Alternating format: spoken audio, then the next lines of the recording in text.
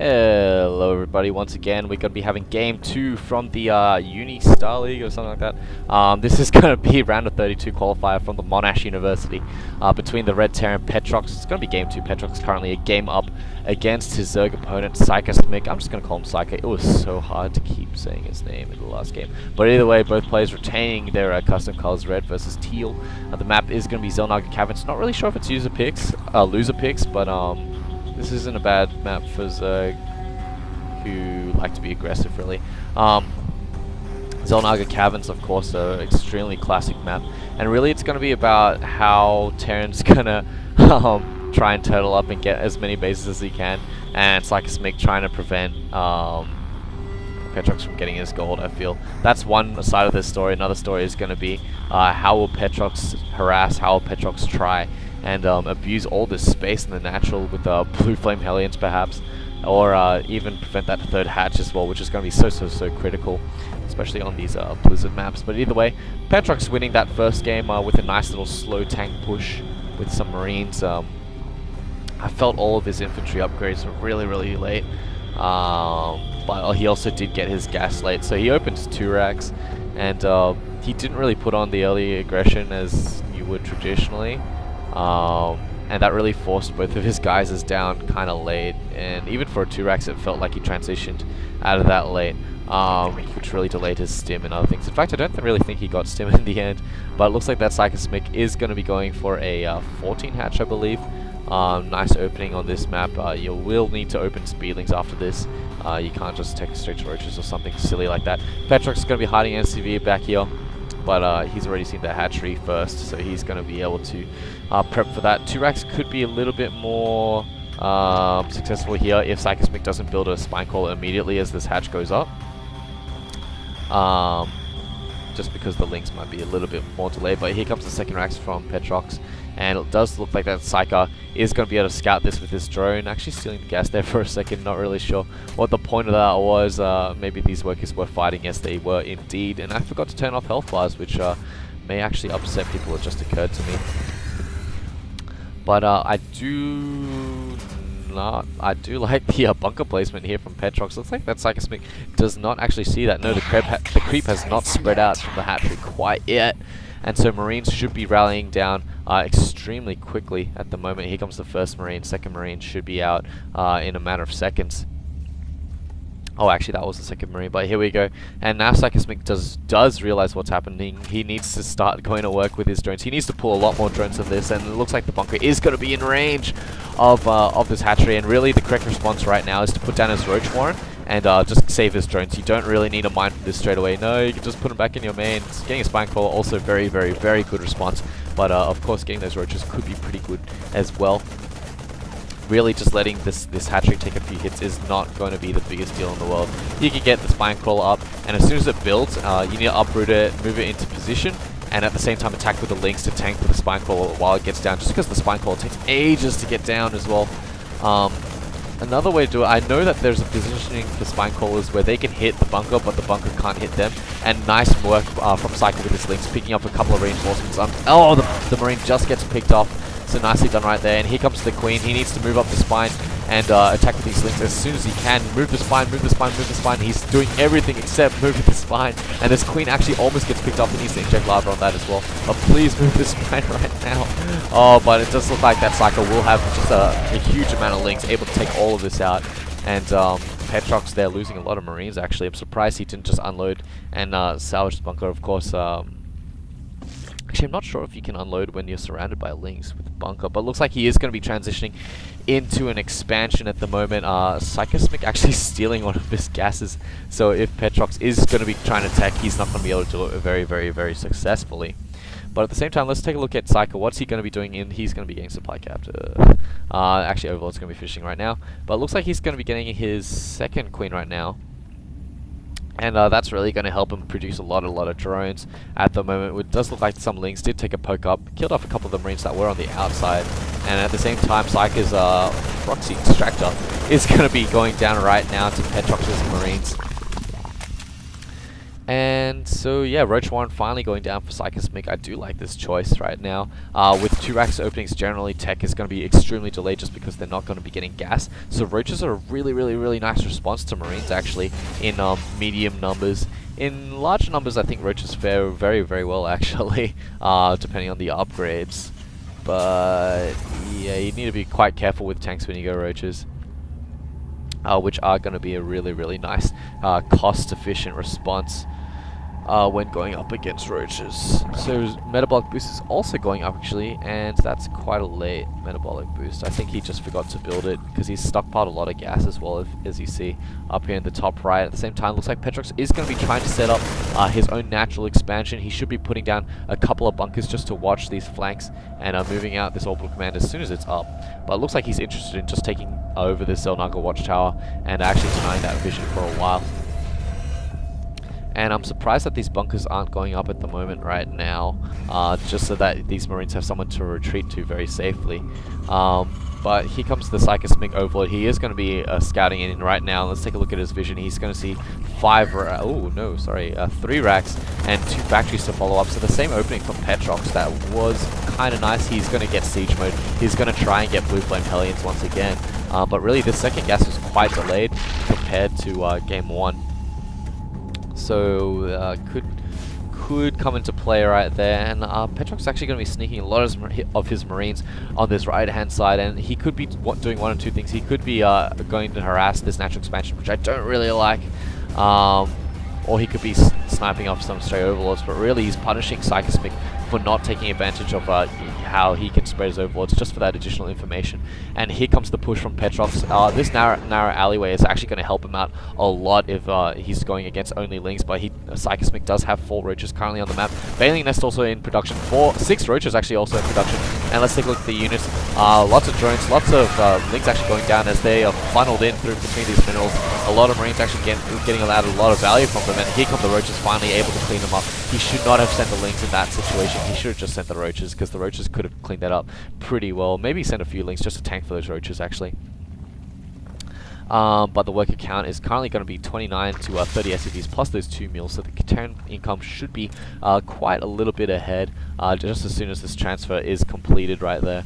I'm going to be mining those minerals a lot more evenly right now. Here comes a push from Psyker. He feels under pressure. It looks like he wants to do some damage with these Roaches, and these bunkers are so late coming up right now. Petrox is going to be punished for not setting up his defense preemptively, and really with the help of these Banelings, I think that Psyker is going to be really successful here if he manages this correctly. The Banelings need to hit on to these Marines, and the Roaches need to go to work on the bunkers, while the Lings also go to work on those bunkers at the same time.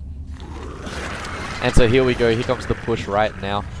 Looks like that Psyker is going to be following this up with drones, so he's not looking to kill, he's just going to look to prod. But really, judging from this route differential, Petrox might be going down here immediately if he mismanages this. And Bailey's actually getting into this SCV line to explode. No! Oh, the Hellions actually picking up all those Banelings, but here come more Roaches, and it looks like the Roaches number is just going to be overwhelming at the moment. He should just go in there and start sniping off SCVs, honestly. And it looks like that's what he's going to do exactly. Siege mode is almost complete, but I don't think it's going to be out quite in time. Petrox just needs to delay in time for those tanks to be out. And currently Petrox behind by 4 workers at the moment. And he will actually completely pick up his orbital command and bring it back into his main. And a lot of these SCVs are actually not mining. Take a look at his main. It's going to be oversaturated once again. And so nice little contain here by Cykasmik. And I really would not mind him just pulling back, but instead all Lings are going to be reinforcing at the moment, and so he should be building up his Baneling count once again. Yes, that is what he's going to be doing. He's going to be building 9 Banelings. More Lings on the way. Let's take a look at the production tab. Lair is also about halfway done. He's taking it as natural, and oh, yeah, he's going to be taking his 3rd, misplacing it there a little bit, nerves possibly getting to a Petrox with the engineering bay block behind the tall reeds, and going to be trying to establish this natural expansion once again, and he needs more bunkers. Rah! And he also needs to position his tanks somewhere here on the low ground. Here is quite nice. But here come the Baneling Ling Roach Zerg units once again. Baneling's actually getting nice hits on that bunker, completely demolishing it. And now it's just going to be Roach on Marine tank, but these tanks are going to be able to stand strong. So really what Cykasmik wants to do is just harass this naturally. He can't push up that ramp, he can't take that splash damage with all these weak roaches. He just needs to try and delay this second base from the Terran really while he gets up his own third and win that economy game. He needs to focus down this tank right now, just because it's doing most of the damage, or he needs to back out.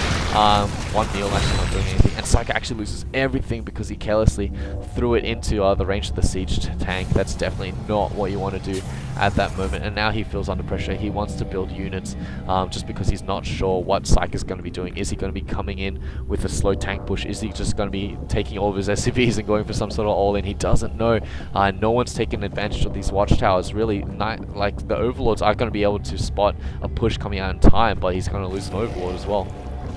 And so Roach Speed actually going to be upgrading at the moment. Really late Roach Speed. He's going to be getting his third and fourth gases, excuse me. And really what Cyka needs to do right now is he needs to drone up really hard.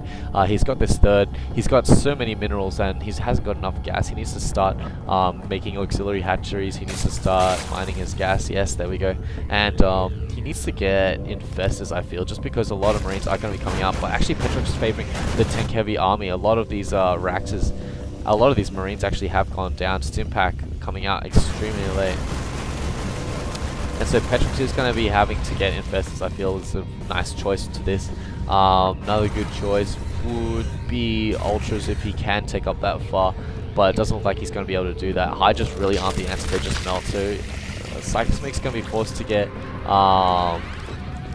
he's just going to be stuck on these roaches for the time being. If the Spire were to come down now, it'd be really, really late, and it wouldn't make it in time for this push. But really, there we go. Petrox is going to be sieging up right now, catching a few of those misrallied units. And I wouldn't even mind seeing a counter push, a counter attack right now, just because there's only one tank here. If all of his army is coming down right here, Terrans push really slowly, man. You can go for a counter attack right now. And really, Cykasmik being punished for his late Spire timing. It doesn't even look like he's going to be getting it at all. Instead, he's waiting for the opportune moment. Petrox actually caught off guard, unsieging all of his tanks at once. Such a rookie mistake. He should have leapfrogged them. And he looks like he will pay for that. Cykasmik having a little bit of trouble committing right there. But now take a look at this food differential. Cykasmik with a 35 food lead. And it looks like that Petrox is going to be in trouble. However, he does have 4 tanks, excuse me. And if he positions them right, he could last for quite long. And I'll just get out of the way at the moment. More and more links look like they're going to be reinforcing right now. He needs to take care of his roaches a little bit more. No, he's just going to lose those roaches. Okay, fine, whatever. And links coming in here. I like the supply depot placement, actually. It's going to make the links really... It's going to give the links a tough time getting to those tanks. Third and fourth gas is going out for Petrox, but really his main's looking quite pathetic. He's going to have to expand very soon, and taking this gold would not be out of the question at all, especially with his tank number increasing. He just needs to keep them alive. Cykasmik coming around here to this right-hand side with a group of links. Looks like he's going to take the watchtower, but at the same time he's got a lot of banelings coming in the background, and they could take down this engineering bay in no time flight. He's going to be having bailing speed as well. Links coming in the front to try and distract Petrox while these banelings come in the back. Cykasmik needs to move now. He's wasted a lot of banelings on that engineering bay, but at the same time, Marine's going to be stimming, Tank's going to be blasting, and SCV is actually running away very nicely. All the banelings going into that tank, not even a dent, man. You never want to run your banelings in the tank. It's so cost inefficient. You're losing so much gas. You're losing so much time as well. Having to rebuild those units and then so much lava as well. Cykasmik really needs to put this queen to use. He needs to lay down a few creep tumors. That'll give him more time to react, which seems to be an issue right now. Cykasmik going to be making a lot more links, and it seems like Cykasmik doesn't really feel confident in his macro game. I mean, he's currently 3 base to 2, and with both mains going to be mining out, especially with Mills being dropped down on this first base a lot of the time, he's ahead economically, I feel. Here comes the Spire. It's very, very late. I would much rather him take down his gold rocks and try and take a 4th base somewhere on the map. But yeah, we're just going to have to wait and see what happens. Here comes the Spire. It does get scanned at the moment. Cykasmik got a lot of queens on full energy, man. But yeah, let's just check his vision out for the moment. He has actually been able to scout all the production facilities, whereas Petrox has, yeah, he scouted all the tech here. He does not know about this third though. So Petrox may be in a little bit more trouble than he realizes. However, that gold is going to help him. It's going to be extremely beneficial. And really at this point in the game, Zerg should be, you know, like 80 harvesters. He shouldn't be at 55 at this point in time. if he's quite a greedy Zerg. But the Spy's going to be finishing right now. He's created some food space for all those mutas coming out right now, but he only has enough gas for about 6 of them, and really that's because he hasn't taken his 5th and 6th gas. Instead, he's going to be banking 2.5 minerals. You can stand to make a macro hatch if you have so many minerals. Of course, it's undesirable, meaning like your macro may not be that great. But you know what? It's gonna save you in the long run. Queen getting picked up by this drop. Baneling's actually coming in here at very nice timing, punishing Petrox for not picking up in time. But he does respond very nicely. Going to be dropping a couple of Marines on those Banelings one at a time to do get his money's worth really. And so Petrox just going to be trying to establish some sort of defensive perimeter around his gold base that's currently going up. It's going to be completed right now. How many SCVs does he have? He's still on 53, actually ahead of the Zerg. So that drop did a little bit more damage than it implicates, I guess. Roach is coming in here, going to be pushing, and it needs to focus down this tank first, never mind the Marines. There we go, the tank does go down. Roach on Marine. However, these 2 tanks in the back will be doing massive splash damage. And it looks like all these roaches are going to be taken down really by the tanks. Marine's doing a very good job, but this tank has 15, 16 kills. This one on 8, and all these roaches getting melted absolutely. Just such not a good way to respond, man. Where are those meters out right now? Is he actually building any at all? He's got 1200 gas. No, he's got, there we go, here come the meters, finally production, and he's going to be able to swoop in here and start picking off a lot of these production facilities and add-ons really. One turret is not going to stand up to like 8 meters. And yeah, just the Marine numbers feeling really thin for Petrox at the moment. These tanks feel really vulnerable to the meters, especially no turret land right here. And really, Petrox is doing really well in getting back into this game economically. He's got his gold up. Would not be surprised at all if he puts up his 4th quite soon. He's leading in the work account. He's leading in the income. He's leading in food. Yeah, he's managed to reclaw his way back into this game. Only now really late 4th from Cyka. Here was a drop right there. Mutas and Banelings able to come in here and clean that up. But a lot of these mutas are looking really beaten and torn. He currently only has 6 left on the map. And it looks like the Lings have taken down these destructible rocks. Going to be priming to take up a 5th base. But really, Cyka does not have the drone counters to support this. And one turret actually going to scare away all these mutas. He didn't even poke into like here. There's quite a lot of space on Xel'Naga. You can stand to poke a little bit harder than that. But here comes a tiny drone transfer. Only 6 able to go over there. And Petrox positioning his tanks nicely, but I'd like to see the Marines actually take the Xel'Naga washout just to increase the radius of these tanks. But here come the submarines. Actually, Muta's just going to be flying over the Marines, and he's going to lose every single Muta. Just really careless move, and that's really lost him the game right there, I feel.